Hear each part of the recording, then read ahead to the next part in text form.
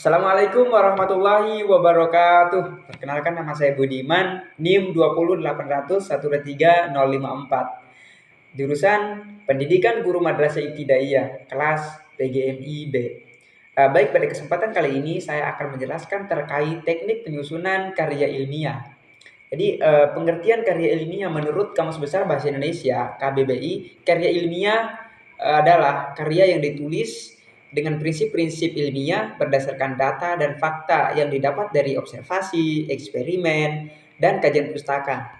Jadi, sebelum saya melangkah ke pembahasan selanjutnya, saya akan menjelaskan dulu terkait poin-poin penting yang ada pada pengertian KBBI tersebut. Prinsip-prinsip ilmiah ini terbagi menjadi 3 bagian. Yang pertama itu etika dalam menulis karya ilmiah. Yang pertama, etika yang paling utama itu akurat dalam menulis, tepat dalam penulisan, menjunjung tinggi tanggung jawab, kerja sesuai deadline, kerja sesuai dengan waktu yang sudah ditentukan. Nah, yang ketiga itu tidak boleh mengubah fakta dengan dugaan. Terus yang keempat, tidak boleh memanipulasi data atau grafik. Nah, yang kedua, proses berpikir. Proses berpikir di sini ada 3 bagian. Yang pertama itu berpikir deduktif. Berpikir deduktif di sini merupakan menarik kesimpulan dari pernyataan umum menuju pernyataan-pernyataan khusus dengan menggunakan penalaran atas rasio-rasio hasil berpikir deduktif dapat digunakan untuk menyusun hipotesis. Nah, setelah itu berpikir induktif merupakan mengambil kesimpulan dari pernyataan-pernyataan atau fakta-fakta khusus menuju pernyataan yang bersifat umum. Sedangkan berpikir ilmiah gabungan dari deduktif dan induktif, sehingga adanya hipotesis didapat dari teori kemudian diuji melalui verifikasi data secara empiris. Secara empiris di sini yang dimaksud pengumpulan data berdasarkan pengalaman secara langsung si peneliti. Nah, syarat-syarat karya ilmiah pertama itu berdasarkan hasil penelitian. Jadi syarat-syarat yang utama itu berdasarkan hasil penelitian si peneliti tersebut di suatu lokasi yang sudah ditentukan.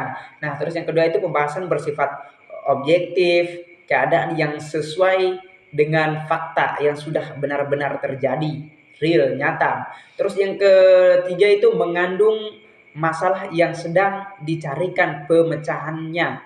Jadi si peneliti melakukan penelitian karena adanya suatu masalah. Jika tidak ada, maka untuk apa dia meneliti di suatu lokasi tersebut? Nah, terus penyajian dan pemecahan masalah menggunakan metode tertentu. Ada metode-metode khusus untuk melakukan pemecahan masalah yang ada pada suatu wilayah tersebut. Nah, setelah itu bahasa yang digunakan lengkap, terperinci, teratur, cermat sehingga eh, tidak menimbulkan kesalahan penafsiran si pembaca. Nah, setelah itu eh, jadi oleh sebab itu seseorang peneliti haruslah memahami masalah yang sedang teliti.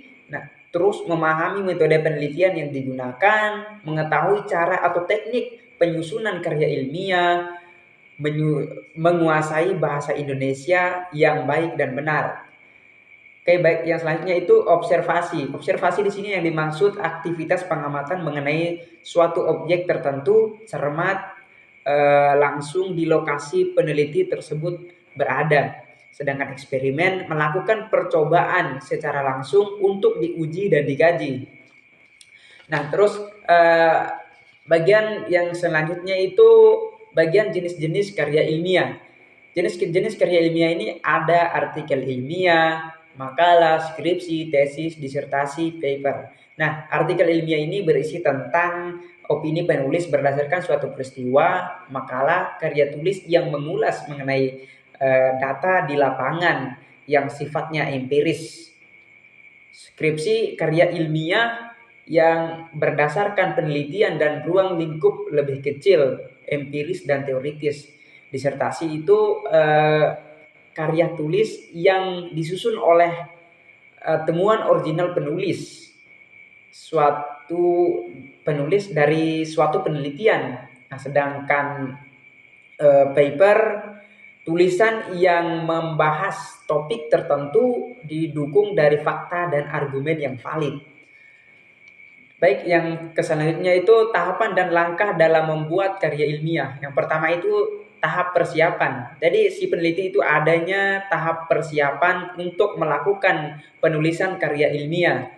Terus yang kedua itu tahap mengumpulkan informasi, memanfaatkan perpustakaan. Yang dimaksud dari memanfaatkan perpustakaan, kita bisa mencari buku-buku yang ada di perpustakaan, sumber-sumber yang ada di buku tersebut, buku yang tentang teknik penyusunan karya ilmiah, menulis karya tulis ilmiah, sehingga kita bisa mengambil sumber-sumber yang ada dalam buku tersebut. Dan yang selanjutnya itu menggunakan internet. Nah, kita juga bisa mencari sumber materi-materi yang ada di internet, sehingga kita bisa kaitkan dengan sumber-sumber yang kita temukan di buku. Setelah itu ketiga, tahap penulisan draft. Tahap penulisan draft di sini mengekspresikan ide berupa tulisan kasar, menggabungkan ide yang kreatif yang sifatnya masih tentatif. Yang di sini maksud dari tentatif ini, yang dimaksud dari kata tentatif bersifat sementara dan belum pasti. Jadi yang keempat, tahap revisi. Tahap revisi di sini untuk mengevaluasi apakah ada kesalahan atau tidak. Yang kelima itu tahap penyuntingan. Tahap penyuntingan memperbaiki kesalahan kebahasaan. Tujuannya untuk meminimalisir. Tahap publikasi menyesuaikan tulisan dengan media publikasi yang digunakan. Tahap evaluasi, tahap untuk melakukan perbaikan yang salah supaya lebih maksimal. Nah, terus yang selanjutnya itu tahap penyusunan karya ilmiah. Bagian pembukaan meliputi bagian sampul, halaman pengesahan, kata pengantar, halaman judul, abstraksi, daftar isi, bagian isi, metodologi penelitian, terus hasil penelitian, bagian penutup, bagian penunjang. Nah, jadi di bagian sampul itu merupakan judul buku, nama pengarang, dan gambar yang memiliki isi. Sedangkan halaman pengesahan berisi judul, nama penulis, serta pihak yang mengesahkan seperti pembimbing. Nah, setelah itu kata pengantar. Kata pengantar di sini yang dimaksud itu ucapan syukur dan terima kasih penulis kepada pihak-pihak yang membantu ia menyusun karya ilmiah. Nah, setelah itu halaman judul. Halaman judul ini subjudul, penulis, penerbit, abstraksi, cerita pembuka yang akan menggambarkan situasi awal atau latar belakang dari suatu cerita.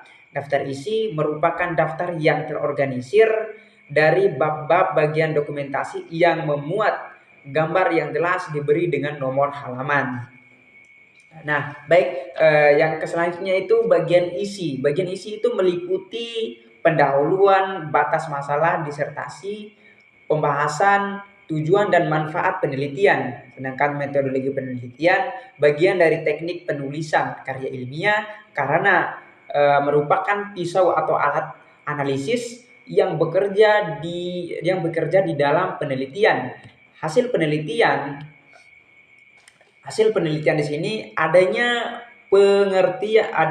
penyertaan jabatan variabel dalam penelitian, bagaimana hasilnya pengajuan hipotesis dan hasil yang diperoleh. Terus bagian penutup berupa kesimpulan dan juga saran dan implikasi peneliti yang diperoleh.